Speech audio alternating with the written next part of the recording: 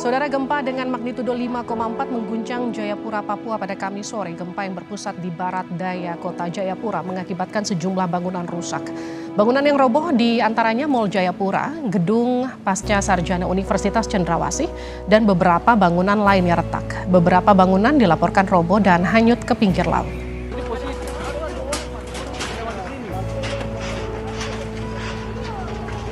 Sejumlah warga di Jayapura, Papua merekam detik-detik kejadian gempa magnitudo 5,4. Mereka membagikannya melalui media sosial Twitter. Gempa membuat bangunan serta jalan retak dan terbelah.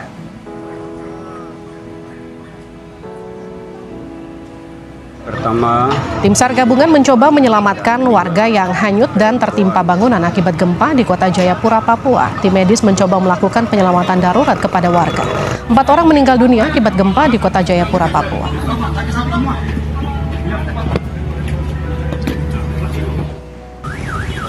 Gempa bumi bermagnitudo 5,4 mengguncang kota Jayapura, Papua. Badan Meteorologi, Klimatologi, dan Geofisika (BMKG) mengungkap gempa tektonik tersebut terjadi akibat adanya aktivitas sesar aktif.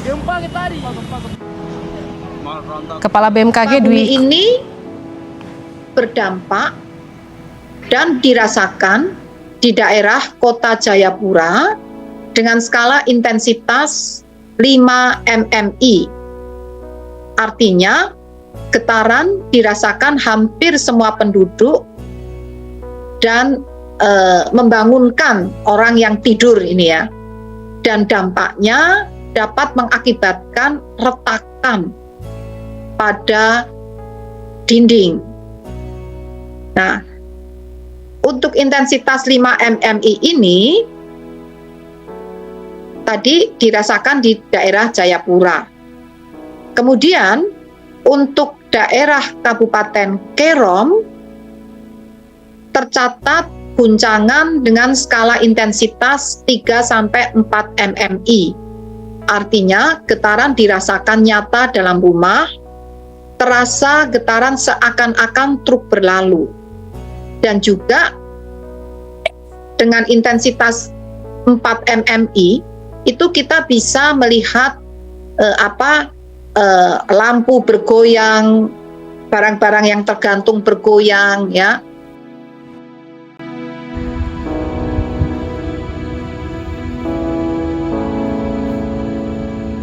Assalamualaikum warahmatullahi wabarakatuh.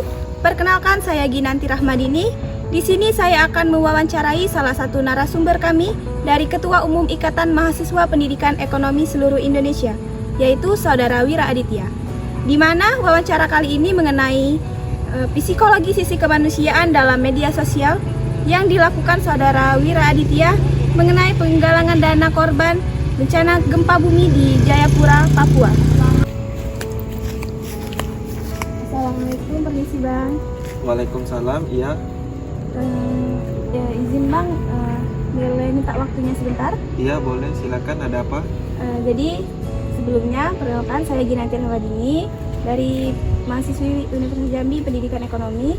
Izin mewawancarai Bang. Oh iya, boleh, silakan duduk. Terima kasih Bang ya.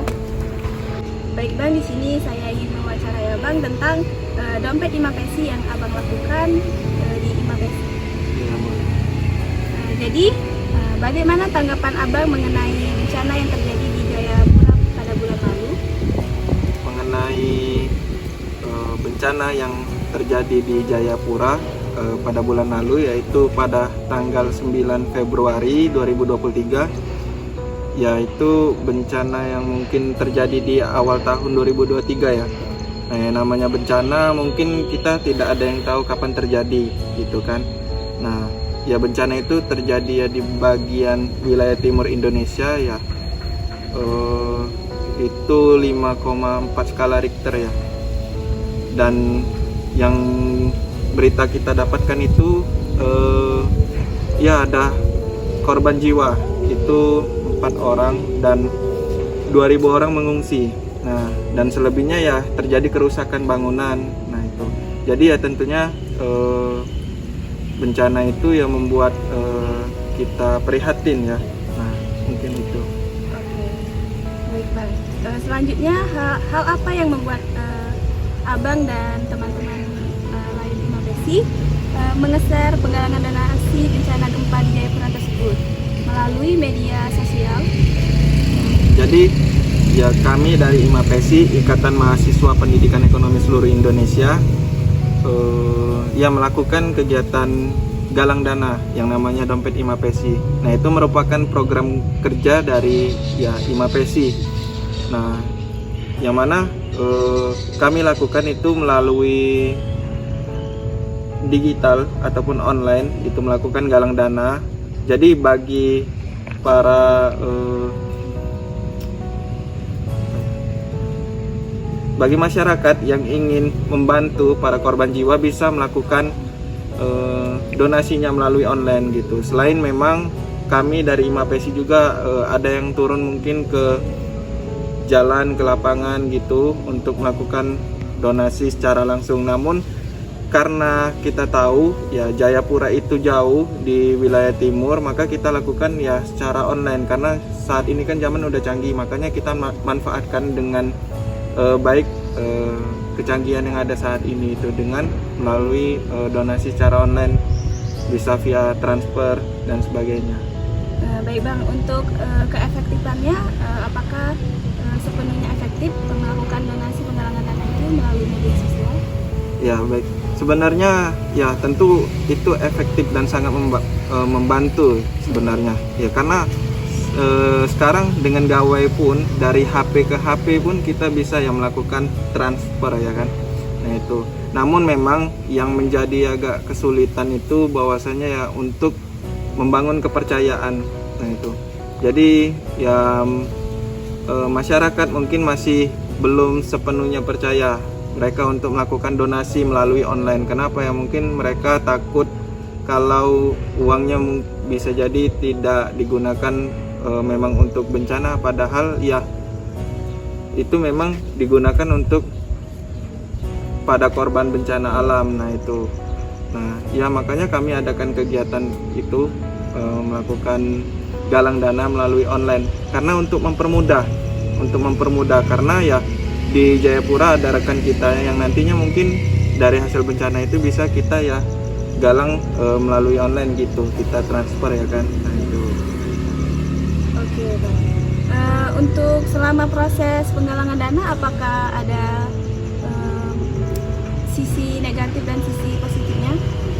Ya kalau sisi negatif untuk penggalangan ya itu tadi ya, jadi masih banyak ya masyarakat yang memang belum sepenuhnya percaya. Nah itu yang membuat jadi donasi yang kita kumpulkan itu tidak banyak dibanding memang kita melakukan donasi secara langsung, misalkan seperti ke persimpangan jalan kita turun langsung. Nah itu lebih efektif gitu, banyak orang yang melakukan donasinya dibanding online gitu. Dan tentunya juga kalau online ini ya kita mesti ada supportnya apa, yaitu pamflet atau flyer itu harus disebar gitu supaya masyarakat banyak yang melihat gitu, dan yaitu ada niatan untuk membantu ya mereka nanti transfer.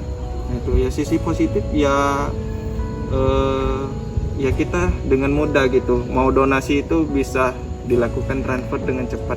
Kalian bersedekah ya Bang? Nah ya sebenarnya itu ya jadi bersedekah ya kan, membantu ya tentunya kan bagian dari kita juga kan, karena kita ya Indonesia. Nah ya kita mesti menolong saudara kita yang ada di wilayah timur maupun di wilayah manapun lah. Nah itu. Oke Bang, untuk pertanyaan selanjutnya, untuk ini dalam masalah target donasinya itu kalau tidak memenuhi yang kita harapkan itu bagaimana Bang? Nah ya baik, mengenai soal target ya tentu ada targetan gitu. Targetan ya yang kita inginkan ya dapatnya sebanyak-banyaknya ya, kita harapannya bisa membantu ya sebanyak-banyaknya ya kan kepada korban bencana yang ada di sana gitu, karena ketika ya terjadi bencana ya seperti gempa ya mereka mengungsi, tidak tinggal di rumah pasti karena rumahnya sudah hancur ya kan. Ya butuh tempat tinggal, butuh kebutuhan yang lainnya kan, sandang pangan dan sebagainya itu. Nah itu harapannya. Namun ya ketika memang masih belum tercapai target, nah kita mungkin mencoba melakukan atau menambah hari lagi, ya melakukan penggalangan dana lagi gitu. Nah itu, jadi ya kalau memang tidak maksimal, ya seberapa dapatnya tetap itu akan kita berikan. Nah seperti itu, ya seberapa yang ada. Baik Bang, lalu melalui penggalangan dana ini, apakah bisa terlihat sisi kemanusiaan kita sebagai rakyat Indonesia untuk membantu sesama saudara? Ya jelas ya terlihat, karena kenapa? Ya itu tadi, kita yang membantu saudara kita yang terkena musibah bencana, yaitu tadi dengan melakukan galang dana ya secara online. Walaupun online ya kita tetap membantu gitu kan. Nah itu, jadi ya itu karena mungkin banyak hambatan kita untuk melakukan aksi secara langsung turun ke jalan gitu kan, ke persimpangan. Nah makanya kita lakukan online. Nah dan juga ya ini, apalagi ketika masa pandemi COVID, ketika itu pun ketika masa pandemi itu kan banyak juga terjadi bencana. Nah itu kita melakukan galang dana melalui online gitu, ya banyak juga yang membantu gitu. Nah itu jadi ya karena kita tidak bisa turun ke jalan kan, terbatas karena waktu itu ya lagi PPKM dan sebagainya. Nah membatasi gerak kita, makanya kita adakan online. Nah inilah sangat terbantu sebenarnya adanya online ini. Lalu Bang, apakah berkaitan sama psikolog kita yang melakukan penggalangan dana tersebut untuk saudara kita? Iya, tentu itu pasti. Karena apa ya? Ya kita kan manusia nih ya, makhluk sosial gitu, yang sudah sepastinya sebagai manusia itu harus ya saling tolong menolong. Apalagi ya kita menolong terhadap korban bencana alam gitu, yang memang mereka membutuhkan bantuan. Ya siapa lagi kalau bukan kita yang membantunya gitu. Nah itu. Ya jadi memang sudah seharusnya itu, sudah seharusnya membantu gitu. Mungkin itu. Oke Bang, untuk pertanyaan untuk yang terakhir, mungkin Abang bisa menyampaikan pesan kepada teman-teman yang ada di luar sana agar mereka bisa melakukan seperti yang Ima Pesi lakukan, misalnya melakukan penggalangan dana lebih luas lagi dan bisa membantu saudara-saudara kita yang terkena bencana. Selamat Bang. Baik, mengenai bencana alam yang terjadi, kita tidak tahu bencana itu kapan terjadi.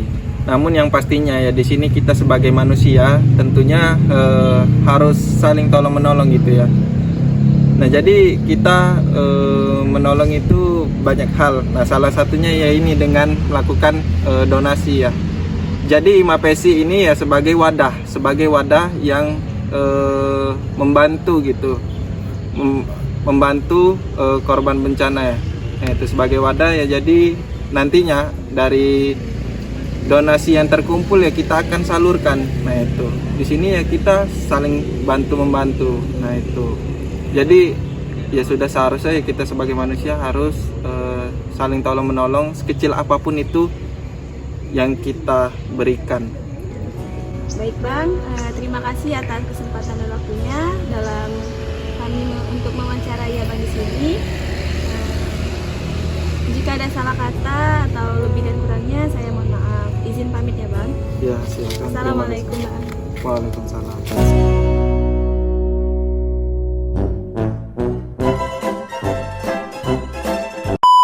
Gina.